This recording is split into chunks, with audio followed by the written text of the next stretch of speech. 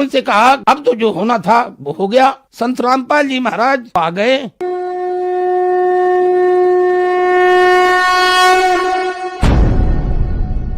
नमस्कार सर। नमस्ते भैया जी। सर क्या नाम है आपका? मेरा नाम बबलू नागर है और मैं ग्राम आसपुर जिला एटा तहसील एटा का निवासी हूँ, उत्तर प्रदेश। बबलू जी, आपने संत रामपाल जी महाराज से नाम दीक्षा कब ली? मैंने गुरुजी से नाम दीक्षा 14 तारीख फरवरी 2014 में ली थी। संत रामपाल जी महाराज से नाम दीक्षा लेने से पहले क्या आप कोई भक्ति साधना भी करते थे? जी भैया जी, मैं भक्ति साधना करता था, ब्रह्मा विष्णु महेश की भक्ति करता था। उसके साथ साथ मेरा जो मन था पहले बहुत कुछ बेकार था, फिर बीच में कुछ ऐसी लालसा हुई कि मैं कोई गुरु बनाऊंगा। तो मैंने मथुरा में जो अपना जय गुरुदेव बाबा का मंदिर है उसके करीब में एक नरहौली पुल है, वहाँ पर नागापंथ के साधु थे जिनकी बहुत बहुत लंबी जटाएं थीं, तलवार धारण किए हुए। मैंने उनसे नाम दीक्षा लेकर के अपने मन को शांति बनाना चाहा, लेकिन वहाँ मुझे कोई शांति नहीं मिली थी। एक बार ऐसा हुआ था कि वो साधु जी जो मैंने गुरु बनाए थे वो बहुत भयंकर नशा करते थे और उनसे भी ज़्यादा भयंकर मैं नशा करता था। वो गांजा पीते थे, मैं भी गांजा पीता था। मैंने बाबा से बोला, बाबा कोई 1-2 चिलम गांजा हो तो मुझे घर ले जाने के लिए दो। तो वो नागा साधु मेरे पे बिगड़ गया और उसने तलवार उठाई मुझे मारने के लिए। तो मैंने वो नागा साधु से कहा, मैंने साधु जी आप मेरे गुरुजी हैं और आप मुझे ऐसे न ललकारें, क्योंकि आपने मुझे ये गांजा सिखाया है और आप नहीं पिलाना चाहते हो तो मैं आज से आपके साथ नहीं रहूँगा और आपका कहना भी नहीं मानूंगा। तो इसके बावजूद फिर मैं गिरिराज जी गोवर्धन परिक्रमा लगाता था और जो 9 देवी आती हैं उसमें मैं पूरे 9 दिन व्रत रखता था। उसके बावजूद मुझे कोई फल प्राप्ति नहीं हुआ भैया जी। सर आपने बताया कि आप बहुत सारी भक्ति साधनाएं करते थे और अब नागा साधुपन से भी दीक्षित थे, तो फिर क्या कारण बना कि आप संत रामपाल जी महाराज की शरण में आए?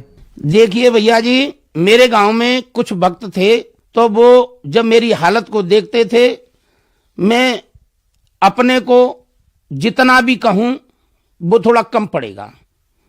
भैया जी मैं थोड़ा विस्तार से बताऊंगा।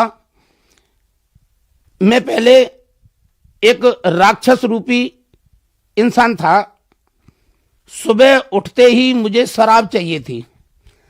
शराब मेरी किचन में, बाथरूम में, लैट्रिन में, घर में जो हमारे टांड बने होते हैं घरों के अंदर में, वो होली दीपावली पे जब घर की सफाई होती थी तो जो मेरी पत्नी थी, वो मेरी पत्नी ने जब देखा कि लैट्रिन का जो टांड बना हुआ है उसमें पूरा जखीरा का जखीरा दारू के आधे बोतल पौआ मिलते थे, बाथरूम में, घर में, हर जगह दारू का स्टॉक बना रखा था मैंने।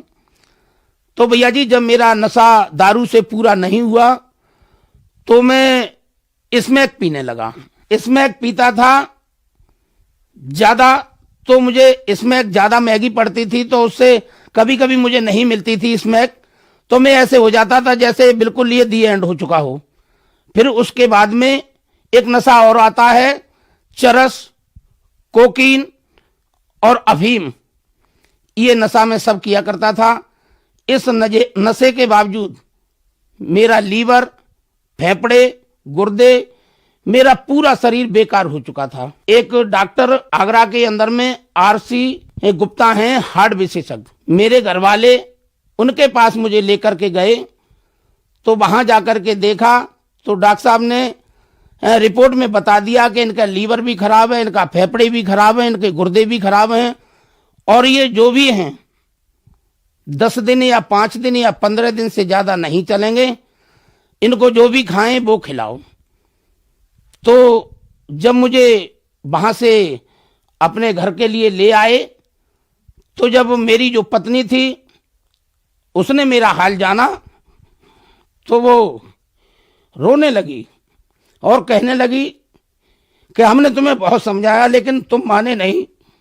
ये छोटे छोटे बच्चे हैं, ये क्या खाएंगे, कैसे रहेंगे, तुम तो चले जाओगे, तुम्हारे बाद में हमारा क्या होगा।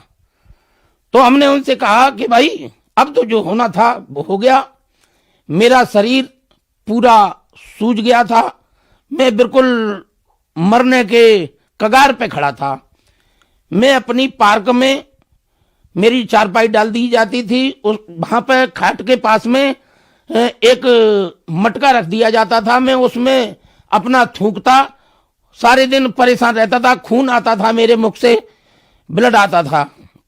तो जब घर वाले ज्यादा परेशान हो गए तो हमारे जो बड़े भाई साहब थे उनने सोचा कि ये तो मर जाएगा, इसके बच्चे भूखे मरेंगे, तो चलो ऐसा करते हैं इसका बीमा करा देते हैं।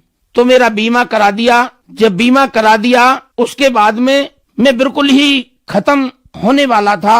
तो जब मैंने देखा कि अपने घर में मैं लेटा था तो बच्चों ने टीवी चला दी।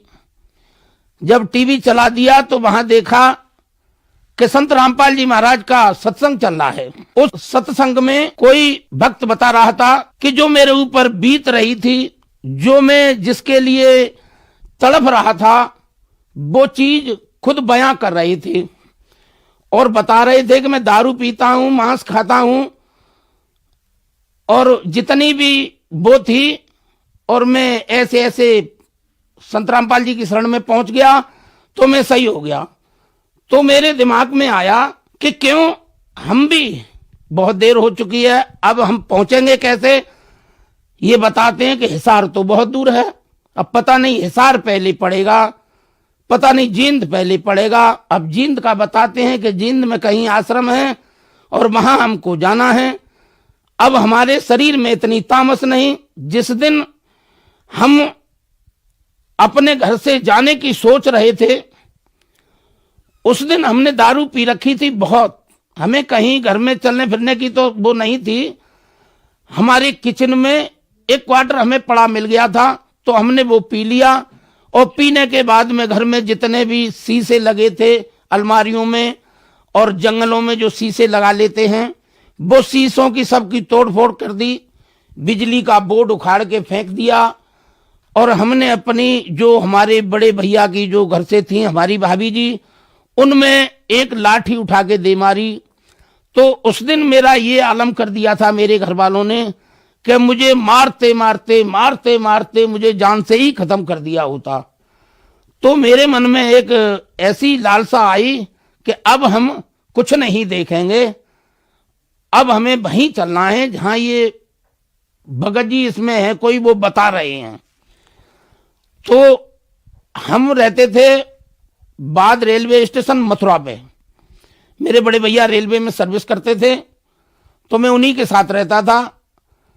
जब मेरे मन में आई कि अब मुझे कोई कहीं कैसे भी नहीं ले जाएगा, अब मैं जाऊंगा कैसे, तो मैं स्टेशन तक चुपचाप अपने कैसे भी करके जब वहां से चला तो मुझे ये नहीं मालूम पड़ा कि ये स्टेशन तक मुझे कौन लेके जा रहा है।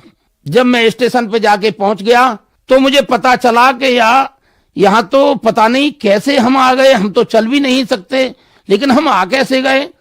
तो हमारे मथुरा से, हमारी स्टेशन से पंजाब एक्सप्रेस गाड़ी चलती है। उस पंजाब एक्सप्रेस में मैं बैठ गया, क्योंकि पहले से मैं गुंडा था, बदमाश था, कभी मैंने टिकट नहीं ली रेलवे में और टीसियों को, कई टीसियों को मारा। जो मुझे साधु मिल जाते थे, महात्मा मिल जाते थे ट्रेनों में, मैंने उनके गले में गरमाला देखी तो तोड़ के और फेंक दी। साधुओं की दाढ़ी उखाड़ लेता था मैं, जो मेरे सामने आ जाता था मैं उसे अंग भंग कर देता था।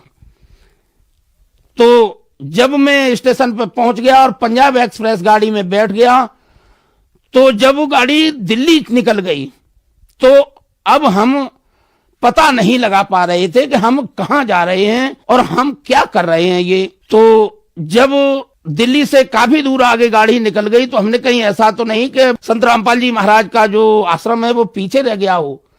तो हम इस असमंजस में बैठे थे तो बगल में बैठी सवारी हमसे बोली कि भैया जी सत साहिब।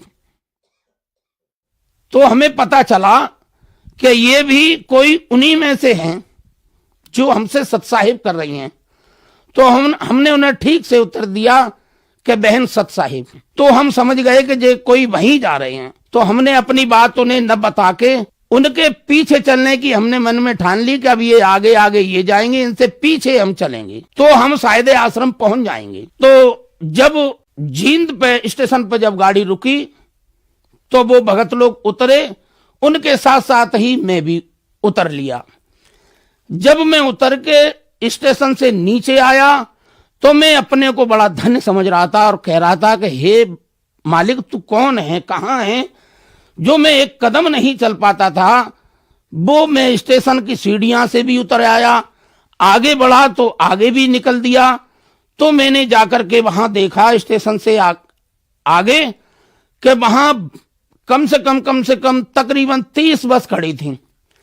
उन बसों पर बड़े बड़े अक्षरों में लिखा था सत साहिब। तो मैं वो सत साहिब देख करके और मैं बोला अपने मन में कि शायद यही वो बस हैं जो हमें संत रामपाल जी महाराज के आश्रम तक हमें ले जाएंगे।